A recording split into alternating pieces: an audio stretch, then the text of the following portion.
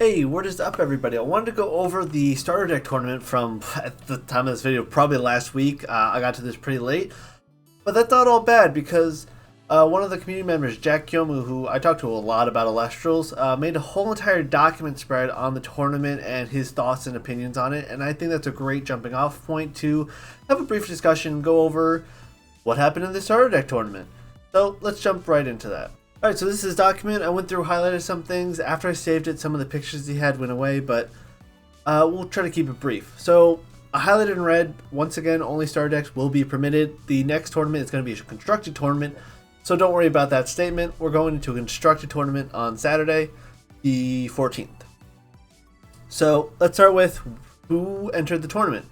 So I think it was 24 participants for the Starter Deck tournament. It wasn't a super huge turnout. Not a lot of people like the Starter Deck format, which is fine. And not a lot of people like webcam tournaments, which is fine. But it was 10 Earth, 7 Wind, 4 Thunder, 3 Fire, and 2 Water. Pretty much in the spread of what people thought the tier of each deck would turn out to. Some people had to drop before the tournament started, so we lost some Wind decks, but everything still kind of ended up being in that same spread. So, Earth widely its favorite going in. That's, again, this is all Jack's document. Yeah, so Earth, a lot of people expected to do the best because of how much tools it had. It had lots of removal. Even though it had some weaker stat Elestrals, it also had Demeter to pump them up and Scythe the Demeter to pump them up as well. Recovering that Scythe the Demeter stuff. Like, there's a lot to go on. Wind was the runner-up for most decks in. That was also Jack's personal deck of choice. Wind super aggressive. It's really hard to out Pantera without proper counter removal, and not a lot of decks had that. So Pantera was pretty favored to be a decisive card in the format. And then Thunder being the best element in play led to it being, it was like the number 3 pick. It's a little inconsistent compared to constructed Thunder, obviously because it's a starter deck and it's a little all over the place, but it's good enough. And then Fire and Water generally weren't expected to do well, and not a lot of people brought them. But Fire did do pretty well in the tournament. So looking at the final top 8, we have 1 in Earth, 2 Wind, 3 Thunder, and 2 Fire.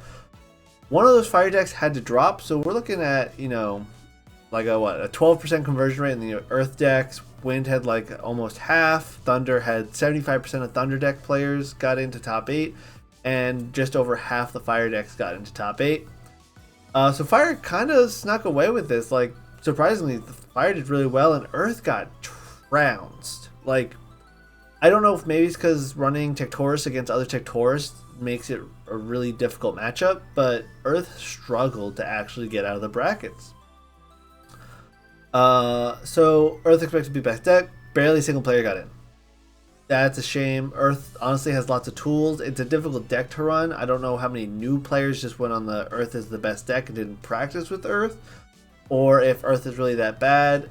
It's hard to really gauge that. A lot of good players got in the top 8. A lot of community members who have been around for a while got top 8, so it was a very good tournament overall. But Earth got really just hard stuck. Fire, expected to be worst deck, had a ton of players get in the top cut, which is amazing. Fire's really all over the place. It's a hard to play consistently deck because it's just trying to mill, it's trying to burn, it's trying to control, it's doing too much. And Thunder being 3 out of 4 players, 75% of players playing Thunder got top 8. That's crazy because the Thunder deck it's got great cards. It's just kind of inconsistent. It's got low stats. It's got decent removal, but not crazy good. And its Imperial package makes a bunch of brick cards, but it's generally got good cards. They're just not high value cards except for like Astrabbit by themselves. It really relies on a lot of pairing of cards together, so it makes it inconsistent, and not having the 3Fs compared to a construction environment. A lot of people didn't expect it to do as well as it did, and Thunder took the final spot of the tournament, winning the game. Or winning the tournament, I should say. They won a lot of games to get there, which is cool. I mean, Thunder, I wouldn't be surprised if Earth, Wind, or Thunder won this tournament, and Thunder won, which is cool. It was a great match all around, too, overall. Though, why things come out differently from what people are expecting. Jack puts a little bit on luck, but most of it, I mean, honestly, out of the top 8, a lot of really skilled players there, so the luck is not as relevant.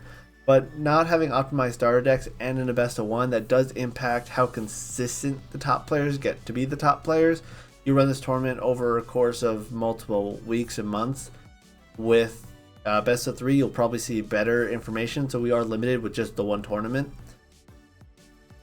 What else to highlight? So main problem with the water star. Oh, so now we're jumping into water. Sorry, there should have been a water deck picture here. It didn't save for some reason. So going to water, the main issue, as I mentioned in my last video, is although it's super consistent, it's super defensive and doesn't have ways to actually get aggressive except for Galaxy. So you're trying to load up your board with a bunch of high defense and then use Galaxy to swap it to attack and then start swinging, but then your opponent can just remove Galaxy, so your wall or your setup wall becomes just a really fragile, no longer can attack kind of thing. There's no real pressure. You could get Krakatuga for pressure, but with only I think 5/5 Pyro on the deck, you're only playing Krakatuga and using his ability twice or casting 2 eruptions, and then you're out of gas. And then you have a 4 attack, 9 defense body that's just going to get outed eventually. There's no way to remove your opponent's Elestrals. There's no Vertakwa. There's no hard really removal. There's no rune removal except for Tornado. And then you have TOPP combo, Trident Poseidon combo for counter runes in water. And that, unfortunately, there's not a ton of counter runes that are relevant in this format. So that didn't do so hot either. So it's, yeah, defensively, wait and hope you get access to Galaxy or high cost Elestrals and go for counterattacks. That's all you had to do. Like, water's just sit and wait and hope, and there's a lot of consistency in the draw power of the deck, the draw engine of the deck, the searching, but it's not enough to stick into the game into the long term because you just get run over early by basically every other deck. Then we're going into Earth. So Earth, like water, has a lot of defensive based Elestrals, but we also have access to Equalinks, Aromatic Taurus, you know, big nice beat sticks. Even Sprouter is a 5 attack because you can search out Scythe of Demeter. You know, we have Taurus and Demeter for high stats or other stat buffing. Even a Spinif, I think there's 1 Spinif or 2 Spinif in the deck. That's a great wall that's going to allow you to then trade back at your opponent by swinging with it. You have all this removal on Earth, which was great. So what held Earth back? And Jack says he thinks it's the stats that are holding Earth back.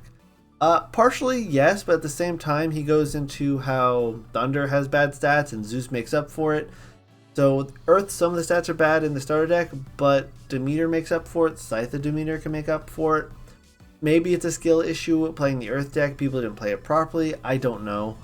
Centaur's a little bit rough to get out, but yeah, it's just Earth didn't hold up as well as a lot of people thought it would.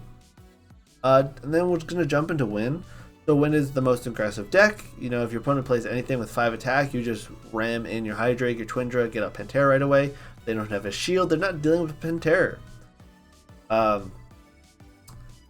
There's a lot of, you know, good support cards outside the package. So you have Astraba, Pegas, Exaltair for some, you know, searching, disruption, burn damage. So you don't have to attack anything. You had good, decent, you know, interaction with Tsunami, resting on your Laurels for removal, which are good tools, especially if opponent's getting ahead. Laurels is super cheap at disrupting your opponent. You have tons of consistency with Elichick to get Aeolus, and then Aeolus to get any of your Wind Elestrals. You have Storlet to attack, Hydrake, which is always just a threat to Pantera. If you start swinging at it without a plan, opponent gets Pantera, you're done. And the flaw with Wind is Wind is in any format, Wind is super expensive, but it's consistent. So that's the trade-off. Wind did very well. I mean, a lot of people played Wind. A lot of people got top cut with Wind. I did see Wind lose to a Fire deck because their Pantera got milled out. It happens. And then Wind is just super aggressive, so it did very well. And then this is Jack's thought on Thunder. It doesn't quite provide the same lineup of aggressive Elestrals, bar Toxian, but that can't really attack at 4 attack.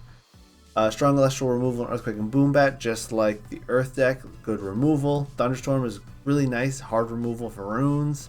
Not super relevant in this format, but it sometimes sneaks a little pop here and there. And Galvenom I didn't mention much in my tier list, but Galvenom is pretty important.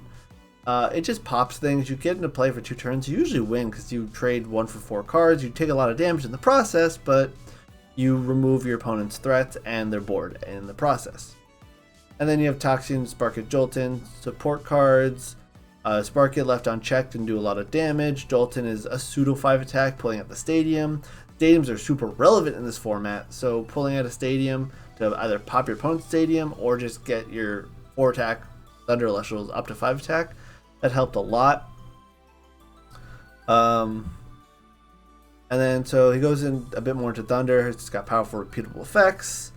There's no 5-attack Elestrals, but in the deck that run Thunder to counteract like Rhyceros and stuff, or like it's just you can get run over easily, but there's enough walls and stuff like you have Ash Rabbit, Rhyceros to deal with 5-attack Elestrals. And those 5-attack Elestrals in other decks, not all the decks have Thunder Spirits, so that's not super relevant. He goes to Rhyceros in the bottom here. I'm jumping ahead, sorry. Jolton allows search out stadiums, to, as I just mentioned, makes it really good to keep up with the stats, or just pop your opponent's stadiums. Zeus helps keep up with stats, just like Demeter can. And then, so Wind and Earth have access to Thunder. Wind has Sorlet. Earth doesn't have a 5-attack, except for Tectorus, potentially. But if you're Thunder enchanting Tectorus, you're not swinging over Rhyceros. And then Fire was the big, like, black sheep or whatnot that just kind of did way better than everyone expected, because again, it's all over the place. It's control, it's aggro, its 2-drops aren't that great with like Floracne. There's no removal except for 1 Earthquake and 2 Kindleo. There's a lot of problems with the deck, but you have 3 Nekruff, which is a nice early aggressive card, and without a ton of rune removal, Nekruff can do a lot of damage early, while carries after the fact can be pretty decent stat wise. And as I mentioned in my deck review, if you do stick that Blazerus for a couple turns, you win the game. So if you draw the Blazerus and stick it, you're going to win on this, like not on the spot, but it's really hard to deal with the Blazerus in this format. So that helps basically get you the game. And the deck isn't anywhere close to its aggro core, so the good cards are aggressive, and then there's a ton of control cards that don't do anything. You have Eruption in the deck, which is nice for a burn finisher, but with 2 Eruption, the odds of drawing both of them is difficult, so you're not going to get that surprise 6 burn anywhere. It's possible, it's just unlikely. And then lastly, you get Gorgon's Gaze, which does do a lot against Earth. It does a lot against Wind, which were some of the top decks going into it.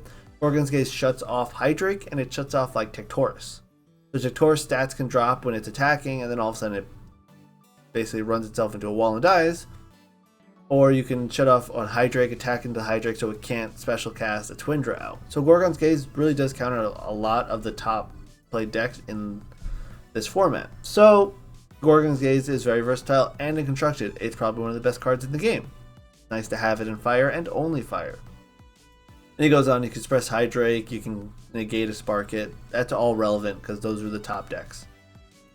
And then he thinks that Fire is definitely better than Earth. He thinks Earth is the worst. It's hard to say without more data. I really do think Earth has a lot of removal tools and a lot of control tools that help it eke out, and it's unfortunate it did so poorly. I think if we run this tournament multiple times, we might see top 3 in Earth, Wind, Thunder, and we probably won't see a Water or Fire win consistently, but Fire has potential. I mean, we see it here. Fire has potential to really kind of blow out a game. It's just inconsistent. So that's his review, results of the tournament. The next tournament is going to be Constructed, so don't worry too much about this. And that's his thing. So please check out Jack on Discord or just chat with him. He is a really smart guy. He really knows the game really well. So I wanted to go through his thoughts, go over my thoughts with his thoughts. I thought that would make a little bit more of an interesting discussion. And what do you guys think of the first tournament going into the next tournament? Did the tournament exceed your expectations, lower than your expectations? What do you want to see? I know they had a whole survey after the fact, and I'll see you guys in the next video. Have a great one. Peace.